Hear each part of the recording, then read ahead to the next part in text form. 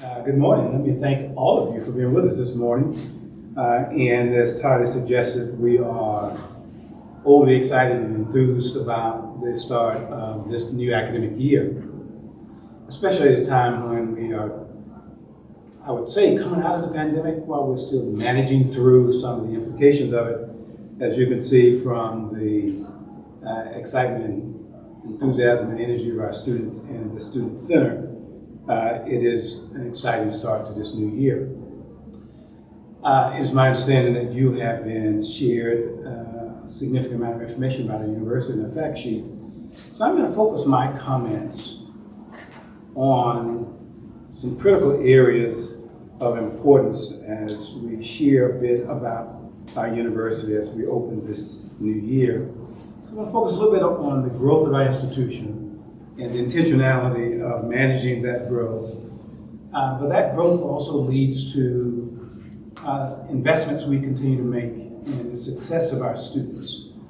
Investments in aid and academic support and technology and advisors and the like that ensures that they are matriculating through our university in a very competitive fashion. But also we are preparing them for a very demanding and rigorous career opportunities when they leave our institution in very significant ways.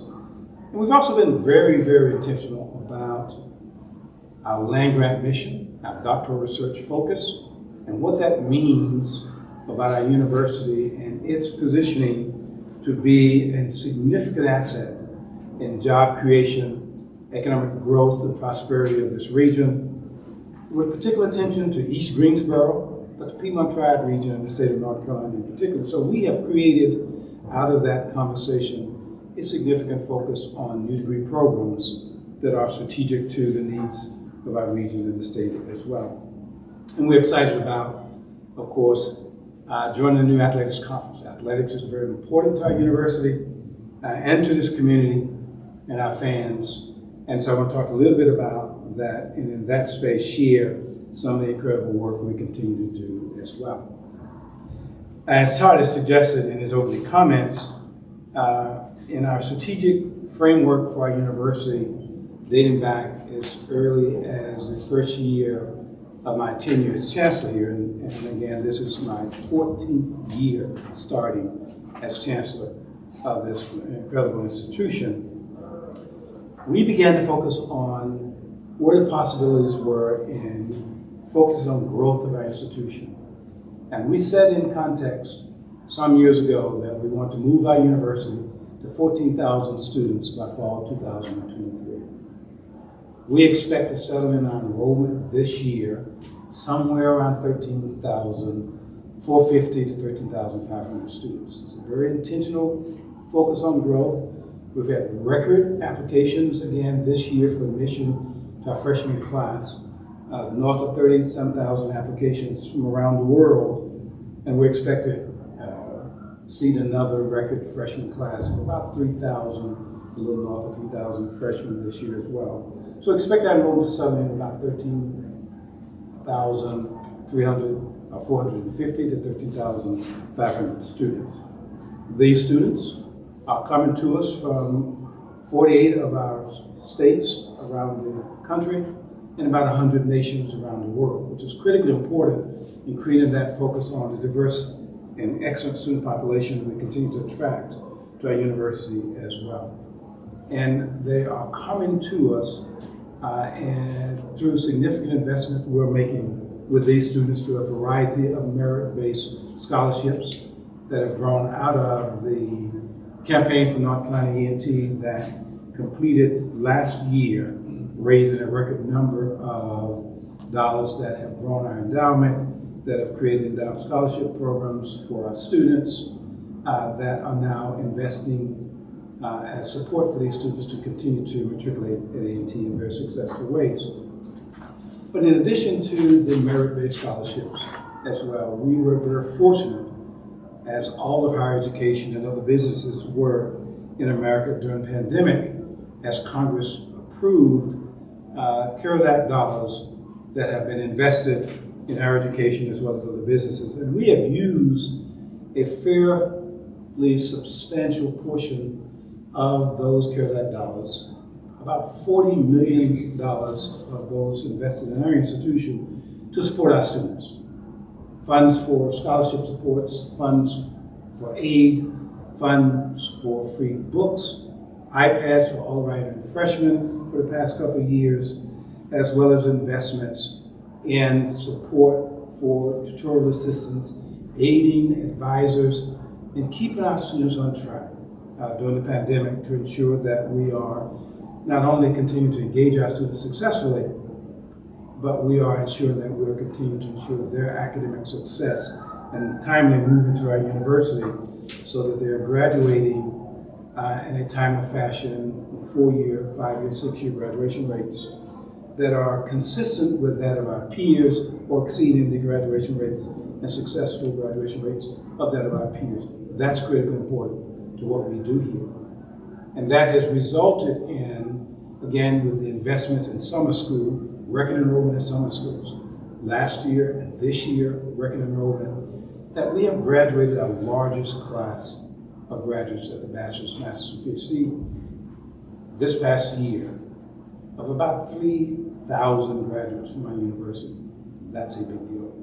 It's a big deal because of the big demand for graduates of our university in critical areas of need for our state and the nation as a whole. STEM graduates, engineering, health sciences graduates, big demand for highly qualified, competent workers in health professions, ag sciences, ag engineering, ag programs across our campus. At these College of Business, producing more graduates in critical areas of need in significant possibilities as well. That's critical because of the growing number of technology and global companies coming to North Carolina. And we are viewed as an immense resource for those companies moving to North Carolina. From Amazon to Apple, to Boom, to the Toyota battery manufacturing facility right here in Guilford County and Randolph County as well. So we're excited about what that means. But we must continue to make investments to keep pace with those growing demands for our graduates and partnerships with our university. And as part of that continued investment is a focus on the new and important academic programs that we continue to bring forth to our university. This past year, we enabled several new degree programs important to our university. New PhD program in agriculture and environmental sciences, critical to advancing our research, but also producing graduates in critical demand areas. We also launched a new master's degree in health psychology that is a part of our Harrison College of Health and Human Sciences as well. And just last month, the Board of Governors approved 2 new master's degree programs that will launch this fall, a new master's in cybersecurity, as well as a new master's degree program in data analytics. All of these degree programs, coupled with the many new degree programs we have launched over the last 5-8 years, are adding to the inventory of programs that are continuing to make our university more attractive to outstanding students from around the nation and around the world, that continues to drive our enrollment growth, but are also continuing to position our university to be an increasing asset for the governor, for our Secretary of Commerce, for our legislature, and business leaders who are seeking to grow jobs and make North Carolina an attractive place, not only to do business, but to grow jobs as well. And as many of you know, North Carolina has been identified as the leading state in the nation for job growth and to do business across our nation, of which we're excited about what that means, not only for North Carolina, but also graduates of our universities, in particular North Carolina A&T, but the work we're doing in this space as well. And as we continue to make these investments, partner with our business leaders, and ensure that we are making the case for continued growth and investments in our university, it is paying dividends. And as we continue to make the case with our state legislature and the governor, we also are continuing to demonstrate a return on the investments that are being made to our university as well with state appropriations in very significant ways. And as many of you know, that economic impact for our university has grown over the last 5 years from about $350 million to now $650 to $700 million in this community, and about $1.5 billion of economic impact for the state of North Carolina. And that's exciting for our university as well.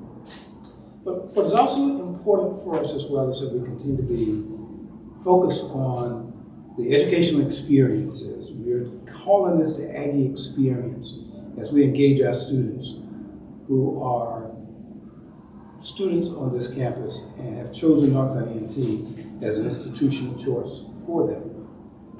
So we're excited about what's occurring this year.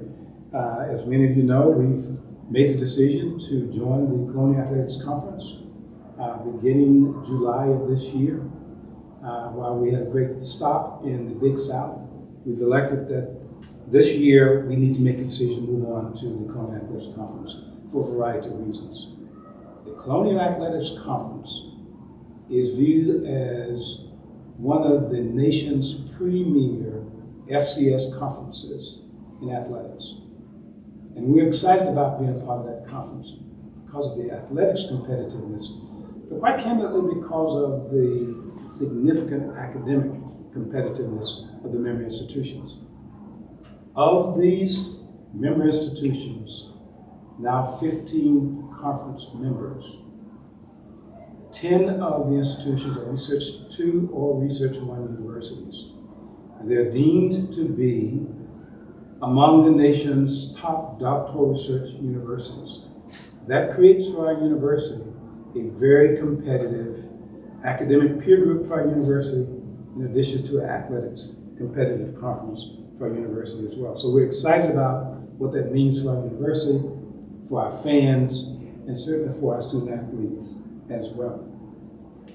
While we have begun membership in the Colonial Athletics Conference, football will continue to play in the Big South for the balance of this year and will officially become members of the Colonial Athletics Conference for next season. We felt it was important because of the lateness of the decision that we made that we did not want to compromise the importance and competitiveness of our relationship with the Big South. So football will continue to play in the Big South, move to the Colonial Athletics Conference for next year. The championship MEAC bowling team for our university will continue to compete in the MEAC because there is not a competition for bowling in the Colonial Athletics Conference. So we believe that the best place for our bowling team is in the MEAC in a continuing way. And we're excited to kick off our athletics season this year in football with our historical rival, North Carolina Central University, in the Duke Mayo Aggie Eagle Classic this Labor Day weekend in Charlotte at the Bank of America Football Stadium. This will be the 100th year of competition between these two football teams, and we're excited about celebrating not only the centennial recognition of that important classic, but also the big rivalry that exists between these two institutions as well. So we're excited about what that means. We also have created for our students entering our university as freshmen a very important reading, text and reading book. And this year's book, in my mind, is one of the most significant ones for our students. And it is titled "The State Must Provide: Why America's Colleges Have Always Been Unequal, and How to Set Them Right," by award-winning author Adam Harris, who is an award-winning journalist with the Atlantic in Atlanta. And he has focused his book on the critical reasons why institutions like North Carolina E&T have been historically underfunded as an HBCU, and setting the record straight on why it's important to continue to make investments in institutions like ours. And we have already seen the excitement and enthusiasm among our students as they are learning more about our university and its funding and the continued funding support of our university through the state legislature here in North Carolina. And we're excited to begin to see a more significant level of excitement and support of our institution through the support of the Board of Governors, as well as the state legislature and the governor for our state as well.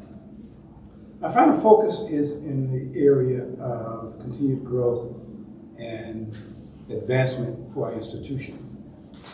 As we have now reached major milestones for our university in our current strategic plan, enrollment growth, research, new programs, economic impact, we are now busy framing a new strategic direction and plan for our university. And we're expecting a highly competent committee that has been appointed 7 months ago to begin to help us frame out a new strategic direction for our university. New enrollment goals, new degree program targets, new expansion, facility growth, and expected economic impact of our university as we look toward the future. That plan we expect to roll out to approval of our Board of Trustees sometime in late fall, early spring. And it will set some new and bold goals and targets for our university in very significant ways. But as we frame growth for our university for the future through this new strategic direction, we're also realizing the critical importance for the investments in new facilities, academic buildings, research facilities, residence halls to accommodate the student growth for our university, as well as facilities in partnership with some of our corporate partners in our research park and on this campus as well. So we've also launched a major master plan revitalization that will define the economic growth, facility growth, and needs of our university, again, from academic growth, research space, housing, but also in areas that allow us to facilitate the continued growth and expansion of our university to meet the growing recreational space needs for our students as well.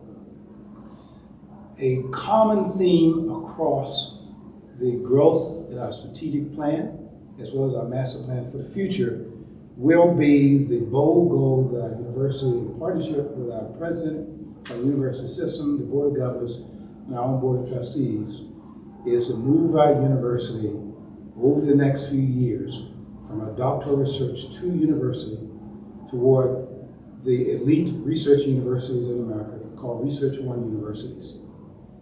We have all of the key energy and focus and trends in growth, both in enrollment, new programs, research growth. Our research growth this year, for example, moved substantially over last year, about $19 million, toward $97.4 million for university this year. That's huge growth for our university. What's more important than the research dollar amount is what we do with that research, the innovation that emerges out of that research.